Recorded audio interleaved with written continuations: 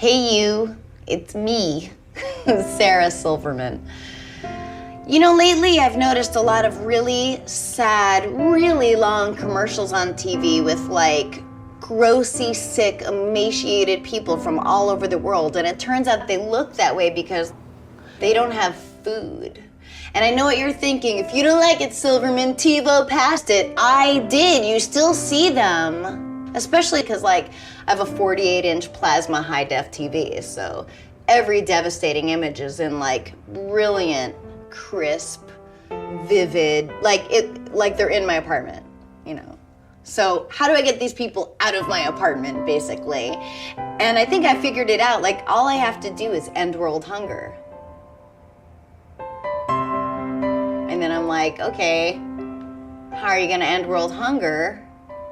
And then it hit me. Sell the Vatican, feed the world.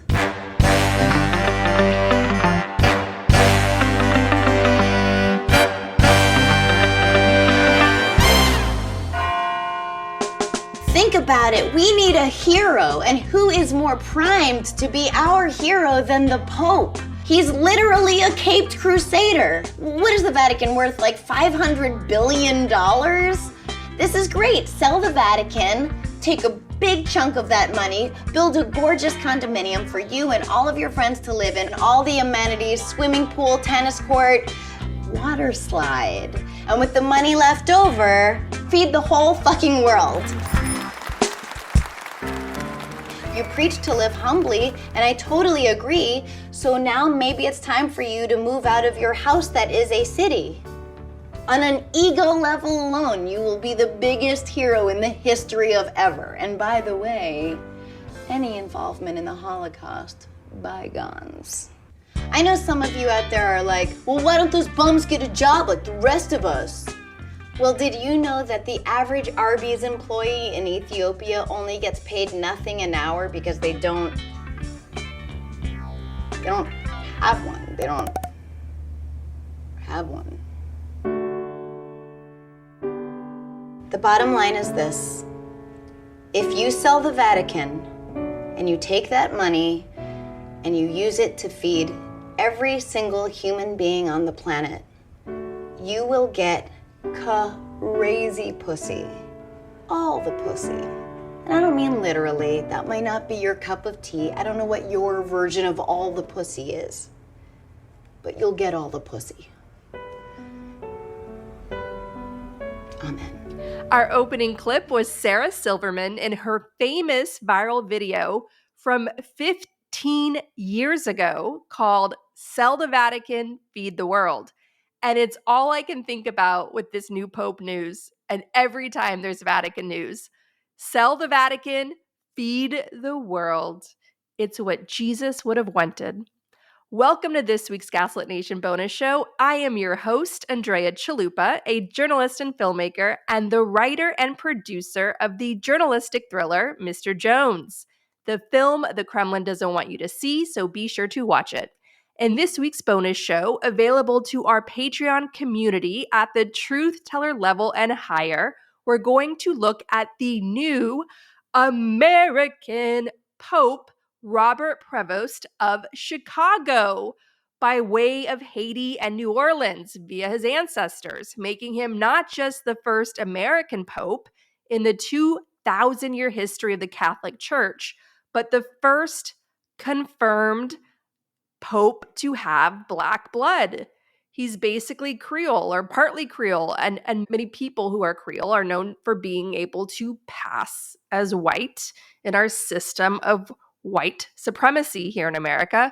So you're going to see headlines as Pope Leo XIV being the first non-white pope, but that's actually believed to be Pope Victor I, who was born in a Roman province in Africa, that's today Libya, and died in 199. In this bonus show, we're paying close attention to the new Pope and Opus Dei, the shadowy human trafficking, financial corruption global network of Catholic slave traders that came to power with General Franco's dictatorship in Spain. Opus Dei is known for money laundering and luring women to work for free and trafficking them out as slaves. Opus Dei is also heavily aligned with the far-right coup against American democracy, working in coalition with the Federalist Society and Project 2025. Opus Dei, increasingly in recent years, has expanded its influence in Washington, D.C., especially in the halls of Congress. Pope Francis, by Vatican standards, was openly at war with Opus Dei. Will the new pope continue in his footsteps? To hear this full episode, be sure to subscribe to Gaslit Nation on Patreon. Discounted annual memberships are available, and you can give the gift of membership. Thank you to everyone who supports our independent journalism, especially during these fascist times. Now, a few announcements. The Gaslit Nation Security Committee's brilliant presentation on surveillance, self-defense, how to protect yourself during an ongoing big tech-backed coup and normalized corporate surveillance, be sure to check out their thoughtful presentation on Patreon. It is like a hand to hold to figure out all your data privacy and why it matters. They walk you through everything and ways to stay safe to protect your privacy, because privacy is power. We're also holding a Gaslit Nation Book Club Salon on Monday, May 26th at 4 p.m. Eastern, Memorial Day. So if you're driving back from vacation, you can join by Zoom wherever you are or listen to the recording later. For the month of May, we're reading a memoir written by a young Martin Luther King Jr.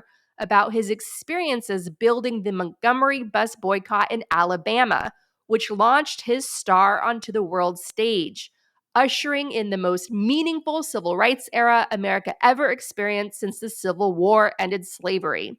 The memoir is called Stride Toward Freedom, and it's an inspiring guide for standing in your truth, feeling grounded in times of violence and chaos, and how to manage oneself and manage teams, especially when everyone around you is feeling scared, tired, in dreaded infighting and ego wars. In No Exit, the French philosopher Jean-Paul Sartre famously wrote, "Hell is other people." And that's true. Martin Luther King's memoir, Stride Toward Freedom, helps you find inner peace while working with others, especially while under great pressure, like standing up to the authoritarianism of Jim Crow. A lot of people today in America are sleep deprived. They're anxious over the chaos destabilizing our lives, over how immigrants and tourists in America increasingly are under threat. It's a terrifying time. If you're anxious and not sleeping well, you're not alone. How are people supposed to peacefully work with each other and organize for the common good if they're stressed and sleep deprived? It's not easy. We're told to join communities, to fight back, but then we join with others and start fighting when we should be united in fighting fascism. I've experienced this level of tension when it came to organizing for Ukraine, especially during some extremely stressful chapters in Russia's war against Ukraine and Western indifference and corruption. It's difficult.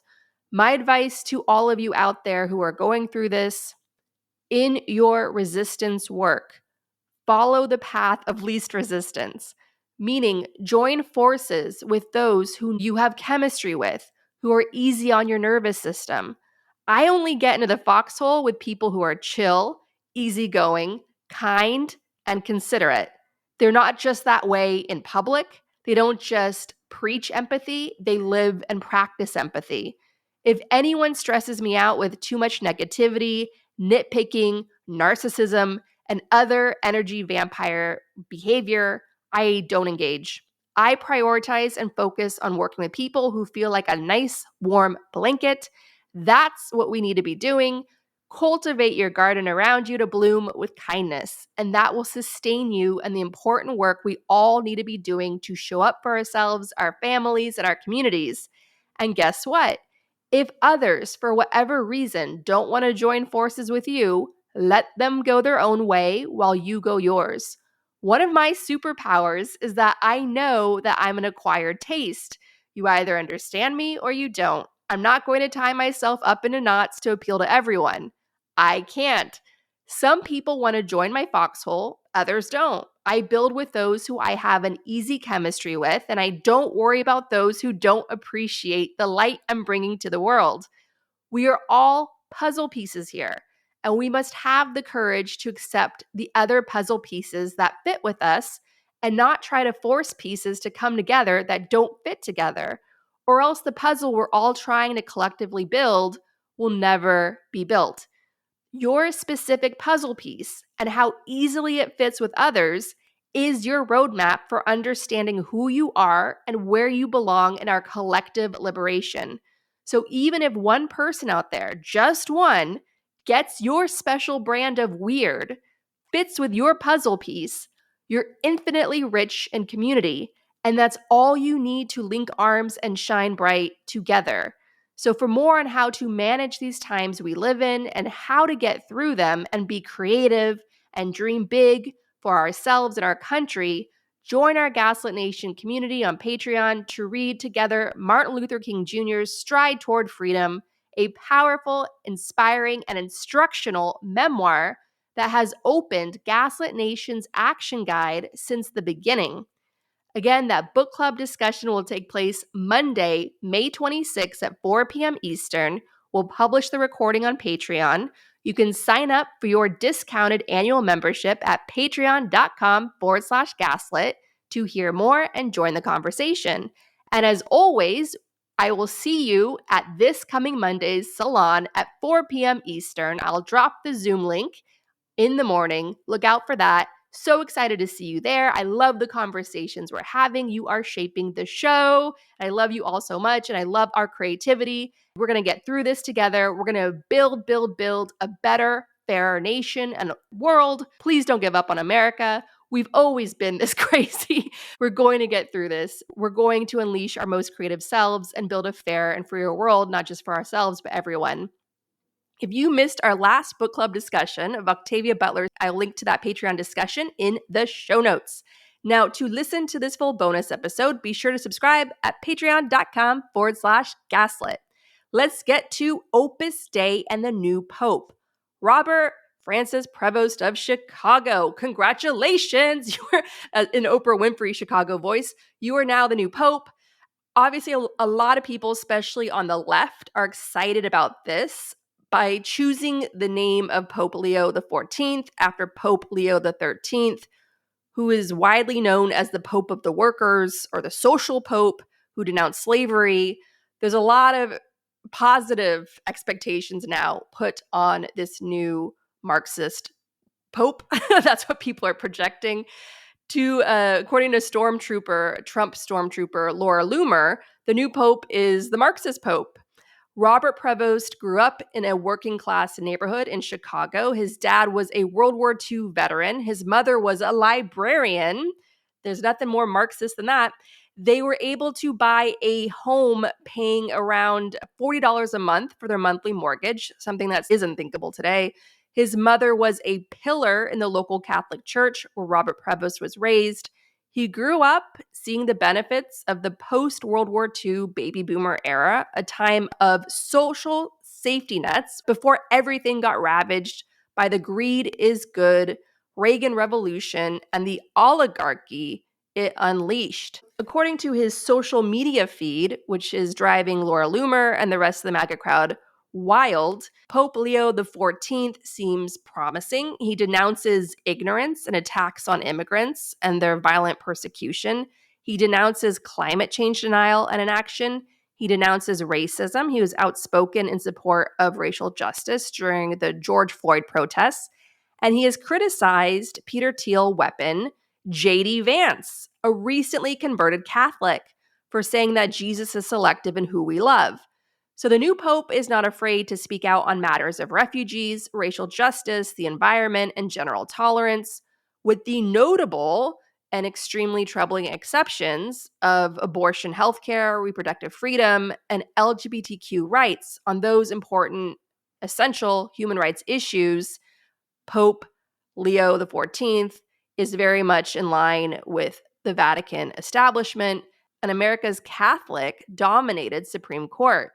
I suppose, given how conservative the Vatican is and the massive corruption and abuses that have plagued its long history in the world, as an instrument of control for the elites, this pope is the best we could hope for. In the weeks leading up to the conclave, I followed right-wing media that kept calling for a new pope who could end Pope Francis's, quote, radical agenda. Pope Leo is an ally of Pope Francis. Francis was a Jesuit, and Pope Leo is an Augustinian. And the Jesuits and Augustinians are seen as the two intellectual arms of the Vatican, known for their respect for science generally, except for when it comes to abortion healthcare, and that gay people and trans people naturally exist. Gregor Mendel, the founder of genetics, was an Augustinian. The new pope studied philosophy and mathematics in college. So by and large, as with all things Vatican, this could have been much, much worse. There's a lot of excitement over this new pope being an American, but the Italians lovingly refer to him as the least American of the Americans. To show this to the world, he gave his first speech as pope in Italian and Spanish, left out English, and he spent most of his service to the church outside of America with a long stretch in Peru, which holds significance when it comes to Opus Dei. He reminds me overall of that sentiment I've heard from European friends over the years, especially on the set of Mr. Jones, that Americans typically don't export well. They're seen as brash and egotistical. So as much as Americans want to celebrate the first American pope, this guy was clearly chosen despite being American. So there's no American cabal that was pushing for this because America is some big superpower broker in the world, an important node in this fascist far-right takeover aligned with the Kremlin and Netanyahu. There's nothing conspiratorial like that. And that's in contrast to when Pope John Paul II, the first non-Italian pope in centuries, during a time of massive, massive scandal for the Catholic Church. And this wasn't even the child sex abuse scandal. That hadn't been out yet in such a big way. That would come later. But this was the big financial scandal where the Vatican's finances were wrapped up with the mafia, and the Vatican's banker was mysteriously murdered. And a Cold War thriller was taking over the Catholic Church in the 70s and 80s. And you had a very influential American Catholic Church that was pushing for this Polish cardinal who would eventually become Pope John Paul II. Why might the Americans use their weight to get the first non-Italian pope, Pope John Paul II, as the new pope? Well, America at the time was in full swing with the evil atheist empire known as the Soviet Union. And having a Polish cardinal in Poland, which allowed the Catholic Church to still operate because the Catholic Church is that powerful. So Pope John Paul coming in, Polish Pope, when he would have trips to Soviet-occupied Poland, this was seen as a massive destabilizing force against Moscow's communist grip of Poland. And it ended up paying off because Poland was the hotbed with the solidarity movement, the workers' movement, the union movement, that landed the first death blow in their protests and their activism against the Soviet Union. This is the beginning of the end for the Soviet Empire, was Poland in the late 1970s, early 1980s. And John Paul II, when he would make these trips to Poland and give massive speeches, the crowds would show up and they would feel energized, and the lifeline it gave the Poles to the outside world, reminding them they weren't alone, putting wind in their sails for their own resistance. And it worked. It very much worked. And so the Americans in their Cold War crusading got what they invested in when it came to ensuring that Pope John Paul II would be the new pope. That's not what happened here. This new pope is not an American project.